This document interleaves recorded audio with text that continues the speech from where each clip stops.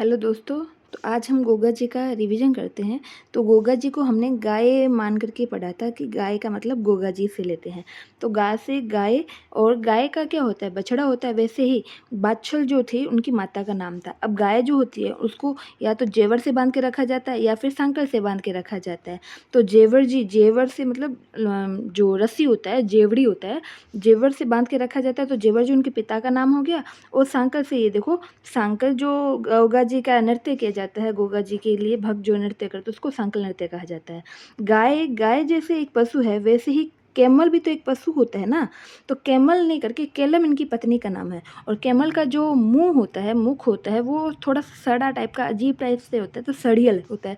तो सड़ियल उनकी दूसरी पत्नी का नाम है, जो कि यूपी की रहने वाली थी। अब यूपी के जो यात्री यहाँ पे आते हैं गोगा जी को धोख देने के लिए गोगा मेढ़ी में, उनको पूर्वीय यात्री कहा जाता है।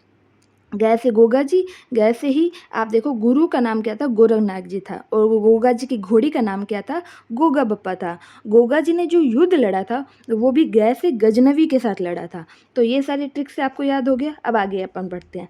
तो गाय जब भाग जाती है घर छोड़ के, मतलब घर से भाग जाती है, तो उसके पीछे कौन भागेगा, पुलिस वाला ही भागेगा पकड़ने के लिए। ट्रिक है ये ओनली। तो पुलिस वाले को बोलते हैं कोतवाल। तो कोतवाल क्या भाजता है, भागता है, जो भी आप बोलना चाहो, कोतवाल भागता है। तो जो उनका सहयोगी था, मुख्य सहयोगी, वो भज्जू कोतवाल के नाम से जाना जाता है। हर गाय का अपना एक निशान होता है जिससे वो पहचान में आ जाती है। तो गोगा जी की जो छज्जा है उसको निशान कहा जाता है। और एक गाय की मेहर होती है कि वो अपना निशान पैदा, मतलब जो वो पैदा होती है तब कभी कभी उसके मतलब शरीर में अलग से निशान हो जाता है, जिससे वो पहचान में आ जाती है। हर गाय का अलग अलग निशान होता है।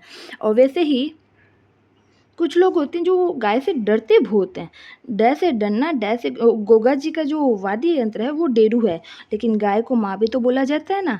तो गोगा जी का अन्य वाद्य यंत्र क्या है, मादल भी होता है। गोगा राखड़ी जो कि हल और हाली को बांधी जाती है, उसमें 9 गांठें होती है। अब आप गोगा जी को उल्टा करोगे तो नया बन जाएगा ना। तो गोगा राखड़ी 9 गांठ की होती है। गोगा जी की जो 17वीं पीढ़ी हुई थी उन पे हो गया खतरा, 17 में हो गया खतरा। तो जो पीढ़ी थी उनको वहाँ पे मुस्लिम आक्रांताओं ने मुसलमान बना दिया था गोगा जी को, पीढ़ी को। तो वो कायम खानी मुसलमान कहलाए। तो कायम खानी जो पुजारी होते हैं, जो गोगा मेढ़ी में पूजा करते हैं, वो चायल कहा जाते हैं। तो गोगा मेढ़ी में पुजारी 11 माह जो चायल कायम खानी मुसलमान होते हैं वो पूजा करते हैं। और 1 माह जो भादवे का विशेष माह होता है, वहाँ पे मेघवाल जाति का पुजारी पूजा करता है। अब ऐसे ही गोगा जी का रसावला हमने पढ़ा था। गोगा जी का रसावला मेह तो आप कह दो मेघ। मेघ जब वर्षा करते हैं ना, वैसे मेह जी है वो वर्षा कर रहे हैं, रसावला कर रहे हैं, गोगा जी का रसावला।